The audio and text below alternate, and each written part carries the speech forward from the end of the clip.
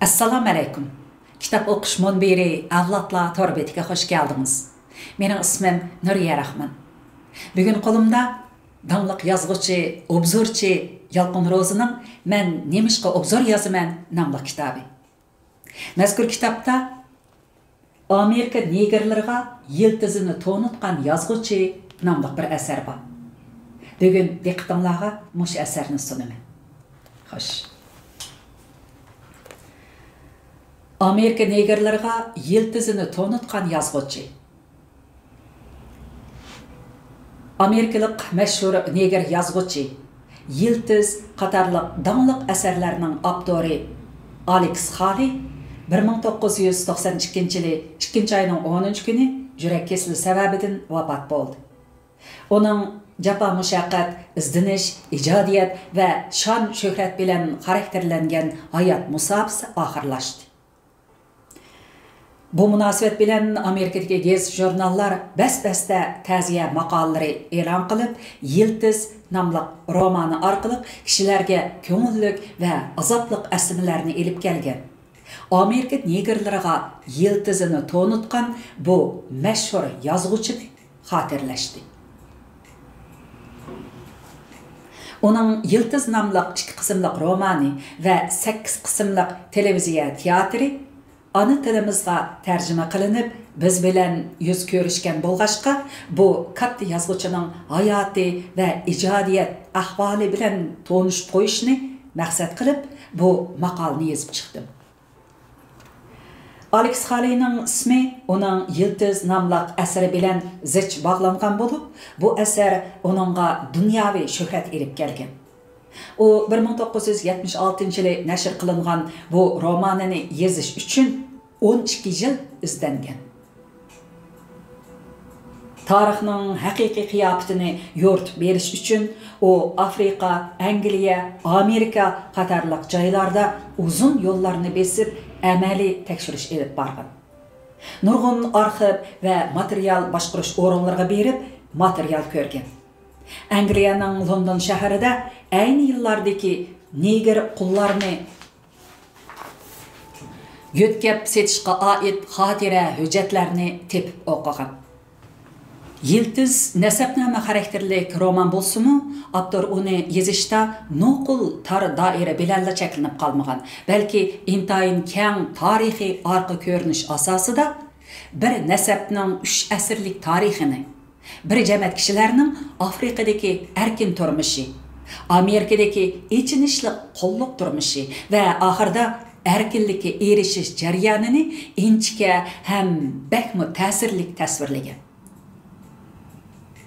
Butkul Amerika negerlarining uzoqqa so'zilgan ijtimoiy baxtsizliklari, milliy izlanishlari, xo'rliqqa, haqoratga to'lgan hayvon kabi turmushi, insoniy huquqiy tanlash erkinligi bo'lmagan ichinishli taqdiri, qulluqning qora zanjirini uzib tashlab insoniy ozodlikqa erishish yo'lidagi izlanishlari mujassamlangan. Şoňa bu tarixiy romanning e'lon qilinishi cho'nqur tarixiy ahamiyatga va keng ijtimoiy ahamiyatga ega ish bo'lib qolgan. Amerikadagi axborot sohasi va adabiy obzor sohasining Yiltiz nomli romanga bergan bahosi birdak yaxshi bo'lg'ashqa, bir yildan keyin, ya'ni 1977-yili 4-oyda Amerika Davlat Kitap Mukofoti komiteti hamma kishi ko'zini tikib turgan Persint mukofoti tarix turining alayida mukofotini Yiltiz xabargarligini e'lon qilgan. Buning bilan Haley'ning Amerika adabiyoti tarixidagi o'rni muqimlashgan. Bu roman nashr qilinib bir yildan keyin Amerika radio şirkati tarafidan eng tez surat bilan Yiltiz degan nomda 8 qismliq televiziya teatri qilib ishlangan. Bu televiziya teatrining qo'yilishi Amerika jamiyatida texnik kuchli zilzila paydo qilgan. Amerika negerlari orasida o'zining milliy an'anasini qadrlash va uningdan iftixorlanish, insoniy g'ururini hammadan ustun ko'rish, erkinlikning qadriga yetish, Shimoliy Amerikaning ijtimoiy taraqqiyotiga qo'shgan tarixiy to'hfasidan faxrlanish hissiyotini qo'zg'agan. Şunun bilen bir meydan xari kızgınlığı ve yıldızını izleş kızgınlığı avjiga chiqib, Amerikadaki negerlar arasida emas, aqtanliklar arasidami men kim temisidagi izdinish omonlashgan. Kishilar bas-bas bilan arxiv boshqarish o'rinlari va material o'rinlarga berib, o'zlarining yiltizi va ajdodiga munosabatli xotirlarni izlagan. Alex Haley aşı günlerde teklif bilen Amerika'nın şarkı ve garbi deniz qirg'iqi boylarga berib nutq so'zlagan. Her günü taxminen 500'den ortiq kishining xotirasiga imzo qo'yib bergan.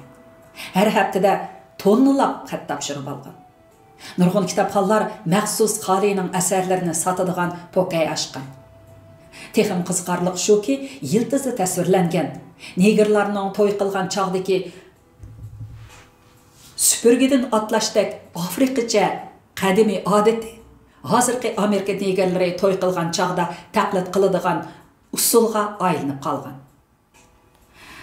Avjiga chiqqan yiltizini izlash qizg'inligi oldida Haley nopuzliq arbob sifatida hozirgi zaman Amerika yoshlarini 3 ishni qilishga da'vat qilgan.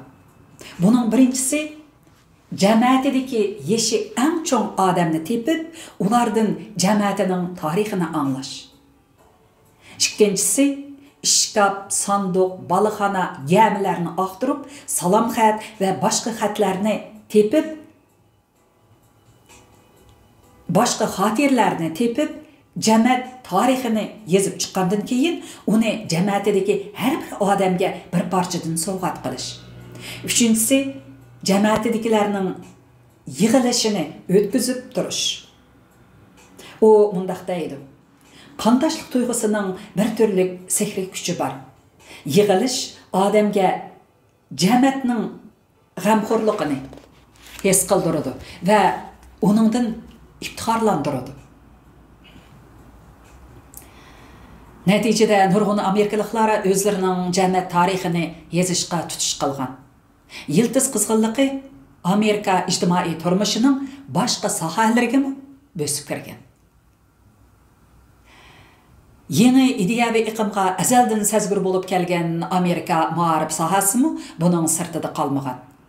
Statistikadan qaraganda butkul Amerika bo'yicha 270 dan ortiq oliy maktab yiltiz romanini oliy maktab darsligiga kirgizgan. Hatta bir qism o'tir maktablarmi o'quvchilarga yiltiz darsini o'rinlashtirgan. Yiltiz Amerika jamiyatining har qaysi qatlamlaridagi zotlarning eg'izidan tushirmaydigan parmaga aylanib qolgan. Yiltizga munosabatlik xalqaro sayohat ishlarimi jonlanib ketgan. Aytishlarga qaraganda Alex Haleyning ajdodlari yashagan kent Afrikaning Gambiyadagi Chad Qaqas Jufuli kenti bir mezgil sayohat rayoniga aylanib qolgan. Shuning bilan yiltiz qizg'inligi tezlik bilan chet ellarga taralgan. Bu asar ilgari keyin bo'lib 37 xil tilga tarjima qilingan. Televiziya teatrini ko'rguvchilar bir necha milliard kishidan eshib ketgan. Washington Postasi gazetining bir obzorchisi Yiltiz nomli televiziya teatri haqida Yiltiz irqiy madaniyatning xandikidan halqib o'tib, butkul mamlakat tomoshabinlarini o'ziga jalb qildi degan.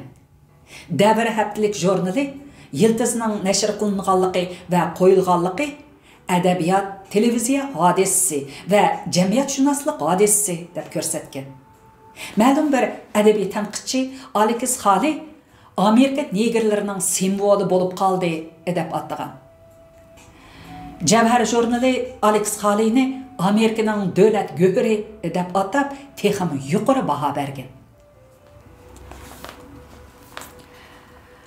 Bosh Zongton 1989-yili uningga Amerika Dengiz Mudofaa qo'shini tadqiqot akademiyasining sharaf medalini bergan. Chunki Alex Haley 1939-yildan 1959-yilgacha 20 yil Amerika Dengiz Mudofaa qo'shinida harbiy majburiyat o'tagan ekan. Alex Haley 1921-yili tug'ilgan. Gerçi uning oliy maktab diplomi bo'lsa-mu, qora tanlik bo'lganligi uchun harbiy paraxodda uzoq muddat oshpaz bo'lib ishlashga majbur bo'lgan. Keyin u jafoliq mashq qilish orqali muxbir va yozuvchi bo'lib, boyvachcha, tarmillar jurnaliga maqola asar avatib turgan. U ba'zida namoratlashib, uy ijarasini to'lay olmay qolgandimi, yanada bo'shashmay yeziqchilikni davomlashtirgan. U 1965-yili Malcolm X bilan birlashib, Malcolm X'ning tarjimaholi nomli tunji kitobini nashr qildirgan. Amerika Xalq huquqi harakatining dohisi va islom dinining Amerikadagi jarchisi Malcolm X bilan suhbat asosida yozilgan bu kitob 60-yillarda Amerikadagi eng bozorli kitob bo'lib qolgan. Dunyodagi ko'p xil tillarga tarjim qilingan.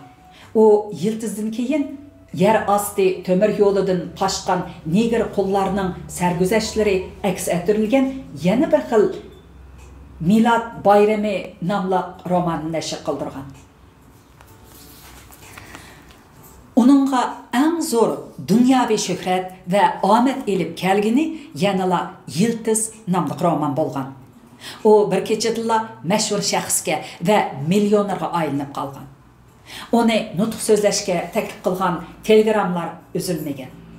Uning har qitimliq nutq haqqi 10 necha ming Amerika dollari bo'lgan. U va uning asri Amerika adabiyot tarixi qomusiga kirgizilgan. Yiltiz dunyo adabiyot xazinasidagi bir nurliq marvoyit bo'lib qolgan. Xuddi Washington Postasi gazetining bir obzorchisi aytgandek, ba'zilar tarixni ko'chiradi, ba'zilar tarixni yaratadi. Alex Haley bo'lsa, tarixni ko'chirgan ham yaratgan odam. Alex Haleyning o'z kasbiga bo'lgan kuchli muhabbati va qaytmas irodasini bilish uchun uning arzu istaklarim reallikka aylandi degan maqolasini o'qish kifoya. Bu maqola ko'ngliga ma'lum arzu armonni pukkan har bir g'oya egisini hayajonlantirdi va uningga ilhom berdi. Tövəndə Alex Haley'nin yani şu arzu isteklerim reallığa aylandi namlıq maqalası. Xeyli burunla meni nəs basqan çağlardıla mən səbir taqat qilish bilan kütüb turishni ögünüb alğan. Hem de harmay talmay tirishishda berilgan bedelnimi bilib aldım. Nurg'un yoshlar manga yozg'uchi bo'lg'imiz bor deyishdi. Men hamon ularni mushundaq o'yda bo'lish kerak deb ilhomlantirdim. Lekin men yana ularga shuni aniq aytdim. Yozg'uchi bo'lish bilan asar yozish boshqa gap.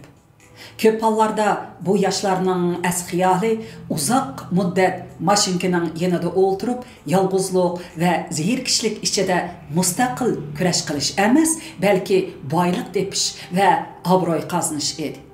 Men ularga sizlarning o'ylaydiganinglar yozg'uchi bo'lish emas, balki asarlaringlarni e'lon qildirib olish dedim. Amaliyotda yoziqchilik tanholikqa to'lgan, kishi bilmaydigan, uning ustiga kirimi nihoyatda to'van bir xizmat. Minglagan, o'n minglagan yozuvchidan intayin oz sondagilarla taqdir ilohining iltifotiga erisha oladi. Nurg'un kishilar o'zlarining bu orzu istaklarini mangu amalga oshira olmaydi. Hatto muvaffaqiyat qozongan ashu kishilarmi shuni e'tirof qiladi-ki, ular uzoqcha tashlanib qolgan hamda namratlikning azobini tortgan. Men mushundaq. Men 20 yil ishlagan dengiz qirg'iqi muhofizatchilar atirtidan ayrilib, erkin bir yozuvchi bo'lishni orzu qilib yurgan chog'larimda o'zimning istiqbolimga zarracha ishonch qila olmaydim. New Yorkda men faqat George Smith'nila tanıydım. Biz Tennessee shtatidagi Mayninda birga o'sgan og'inlar edik. George Gernovich kentidagi saroyning binosiga joylashgan pokiz bir qasnoq uyda men bilan uchrashdi. O dәл мұшы сарайның завхозы еді. Бұл Қазнақ менің ailem болды. Kichikini kelgan Қазнақ қараңғы һәм соғық еді. Яни келіп, мұнчысымы жоқ еді. Бірақ мен бұларға пәрва қылып кетмейттім. Мен вақытны чың тұтып, көңірап кеткен бір машинка сетіп алдым да, өзімні растылла bir yazgıçıga oxşap qalğanda kes qaldım. Aradan bir yıl ötdi bolğay, mening yazıqçılığımda yanala hiç qandaq besiş bolmadı. Özümning qabiliyetimden biraz gumanlanıp qaldım. Birer parça eserni bazarga selish şunç qiyin. Vahalanki onundan alğan näpke aran-aran can baqqalı boludy. Lekin men çoğunqur düşünettim ki, mening arzuyum yazıqçılık qilish. Bu mening uzundan buyanqı istikim edi. Men bunun üçün davamlıq küreş qilayveraman. Gerçi aldımdaki yolda mağlubiyet vahimisi ve ägri toqayliq tolup taşqan taqdirdim. O günlerde ümit, iqbal deganlar xuddi xiyoli manzirdaklar g'uva edi. Umuman muvaffaqiyat qozonishga tashna bo'lganlarning jimisi mushunda ümit bilan tashvishning aralashib ketishidek dardin topgan. Keyingi kunlarning birida men qabul qilgan bir telefon mening turmushimni o'zgartdi. Lekin bu vakalatchilarning yoki tahrirlarning kitap chiqarish ishi ustida men bilan maslahatlashish maqsadida bergan telefoni emas edi. Dal buning aksicha, bu meni o'z ishlarimdan voz kechishga undab berilgan, ezitquliq bilan to'lgan bir telefon edi. Telefon bergichi mening San Fransisko shahri dengiz qirg'og'i muhofizatchilari atirtidagi bir ko'ni tanishim edi. Men uningdan biroz pul qarz olgan edim. Hozir o mendan shu pulni qaytarishni talab qilib atadi.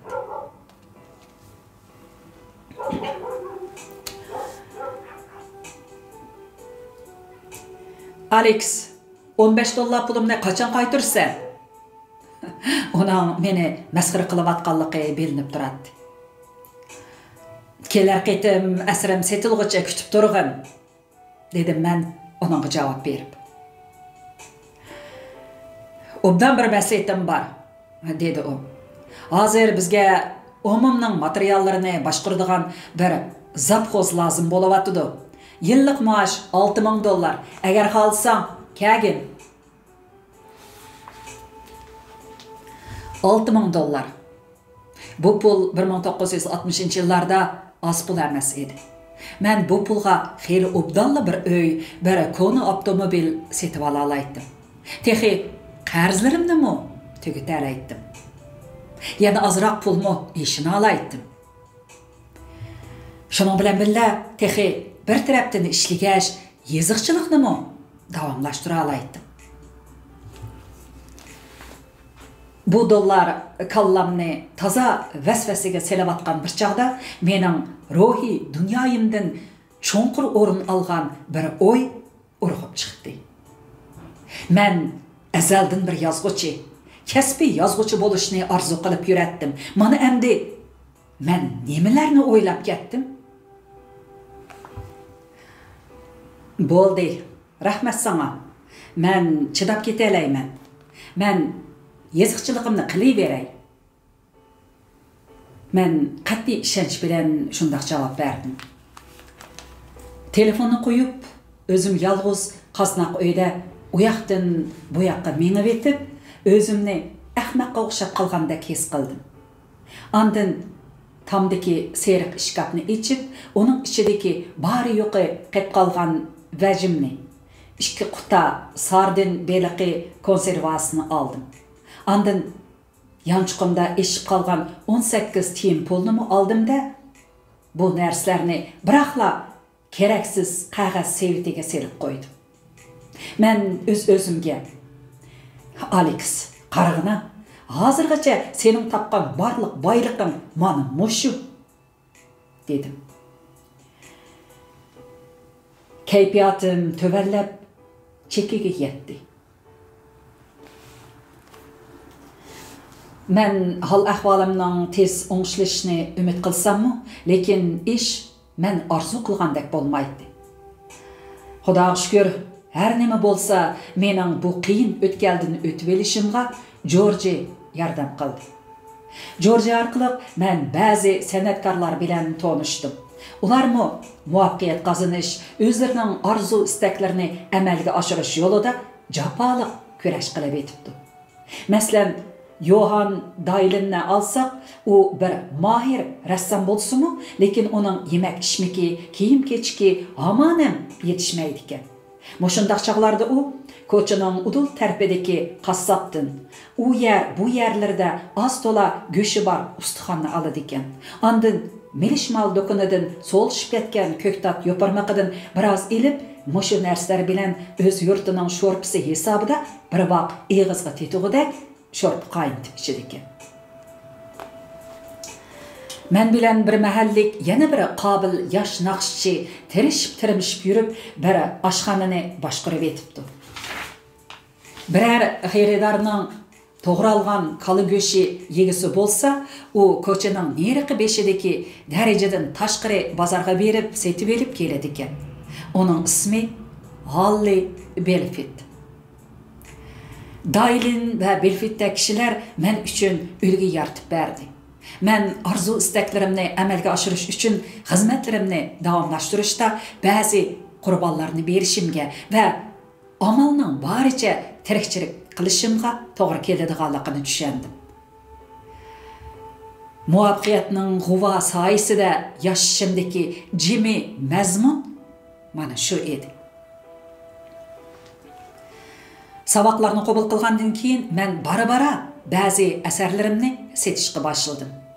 Men ayni chaqda ko'pchilik ko'ngil bo'ladigan masalalarni, masalan, xalq huquqi, Amerika negerlari deganga o'xshashlarni yozdim. Xuddi uchar qanotlar janub qo'shgandek mening fikr xiyolimni balaliq davrimga qaytdi. Bu jimjit kichikkina qasnoq uyda menga go'yo momam, bir navra ocham Georgiya va yana hammilarim pidas bilan Lizining ovozi anglangandek va yoki ularning oilamiz ham qulluq tuzum haqida so'zlab bergan hikoyasi anglangandek bo'ldi. Bu hikoyalarni ilgari Amerika negerlari eg'izga ilishdan ehtiyot qiladi. Men azaldan bularni yuragimning eng cho'nqir yerida saqlab kelgan va xotiramga ilib olgan edim. Lekin bir kuni men Termiler jurnalining takrorlari bilan tushlik tamoqda birga bo'lganda, ularga momamning va boshqalarning aytib bergan hikoyalarini so'zlab berdim. Men texi ularga oila tarixim to'g'risida bir kitob yozmoqchi bo'layotganligimni, kitobni ayni chaqda Amerikaga akilib setish uchun to'shib kelingan urug'doshlarim ichidagi tunji avloddan boshlab yozadiganligimni aytdim. Tushlik tamoqdan keyin qo'limga bir nusxa to'xtam tegdi. Maxsus tadqiqot va yoziqchilik bilan shug'ullanishim uchun ular menga 9 yillik turmush rasxodi berishni va'da qildi. Arzu istaklarimni amalga oshirish uzoq muddatlik, jabr jafoliq jarayon edi. Dal dengiz qirg'iqi muhofazachilar atirtidan ayrilganimga 17 yil bo'lganda, ya'ni 1976-yili mening asrim Yiltiz e'lon qilindi. Hayot o'tdigicha men mislsiz shuhrat va muvaffaqiyatga erishdim. Turmushimdagi g'uva ko'langa birdilla ko'zni qamashtiradigan halqisiman nurga aylandi. Qo'lim tunchi qitim pul ko'rdi. Nagili bormay qarshi elinib turdim. Telefonim atadan kashkishi to'xtamay jiringlab turdi. Yangi do'stlar, yangi to'xtam arq-arqadan to'xtamay keladi. Keyin men Yildizni televiziya teatriga o'zgartirish uchun yuk taqinlarimni yig'ishtirib, Los Anjelesga ko'chib bordim. Bu kishining beshini qaydirdigan, ham kishini jonlantirdigan kunlar edi. Ma'lum ma'nodan aytganda, men o'z muvaffaqiyatimdan esankirab qolgan edim. Keyin bir kunisi men sanduqimni aqtirganda, qo'limga o'zicha mahkam etilmay qolgan bir yashik chiqib qoldi. Ichida ilgari men Girnevich kentida ishlatgan ba'zi narsalar turadi. Yana bir beg'irang sumkami chiqdi. Men uni ochdim. Ko'zimga sumkadagi 2 quta sardin beliqi konservasi chiliqdi. Konservaning usti vaqt uzrab ketgachga datlashib rangidan ketibdi. Yana 10 tiyinlik, 5 tiyinlik va 3 tiyinlik metal pul turadi. Birdilla o'tgan ishlar qalbimga xuddi do'lqindek tegdi. Men go'yo so'g'uq, nam va oddiy bir qaznaqqa o'zimning mashinka oldida tugilib o'ltirgan holatimni ko'rgandek bo'ldim. Men o'zimga shunday xitob qildim. Somkadagi narsalarmi mening bir qism yiltizim. Men ularni mangu unuta olmayman. Men bir odamni taklif qilib, bu konserva bilan metal pulni organik aynak qutiga qachlatqizdim. Ondan suzuk kelgan bu aynak qutini ko'zga chiliqib turadigan yerga qo'yib qo'ydim.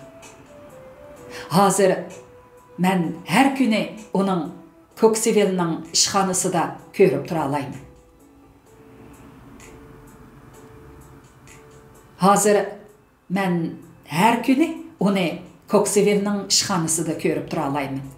Buningga yandab qo'yilgan Prost roman mukofoti lo'nqisi, Pan Amerika ranglik jinslar ilgari surish jamiyati tarqatgan oliy shon-sharaf Sepingas medali va yana Yiltiz nomli televiziya teatrini ko'rsatish munosabati bilan menga mukofot sifatida berilgan haykalmi bor edi. Qaysi birining men uchun texmi muhim, ahamiyati eng zo'r ekanligini bir nima deyish nihoyat tas edi. Lekin shunisi menga nihoyat aniqki, faqat ilgiriki mushu kona narsalarla menga g'ayrat, shijoat va qat'iy irodaning g'oyibparastlik ichida olg'a ilgirlashdiki, harakatlantirgich kuch ekanligini uqtirib beradi. Balkim bu biror orzu istakni ko'ngliga pukkan har bir kishi qabul qiladigan tajriba va hozirlashga tegishlik ruh bo'lsa kerak. 1992-yil mayda yozildi.